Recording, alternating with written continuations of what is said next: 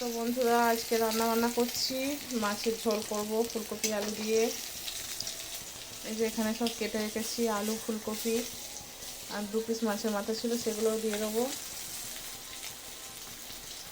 তো বন্ধুরা, আজকে দুপুরে মাছের ঝোল দিয়ে ভাত খাওয়া হবে। হাজব্যান্ডও ঘরে আছে।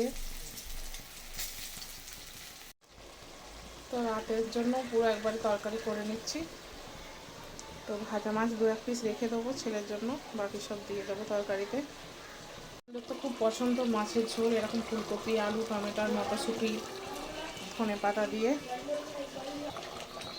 তো মাছের ঝোলে মাছ দিয়ে দিয়েছি, আর 2 পিস মাছ ভাজা রাখলাম ছেলের জন্য। এবার লাস্ট ফিনিশিং ধনে পাতা দিয়ে দেবো, বাস মাছের ঝোল রেডি। পাতা দিয়ে দিয়েছি, এবার ঢেকে দেবো, গ্যাস বন্ধ করে দেবো। মাছের ঝোল রেডি।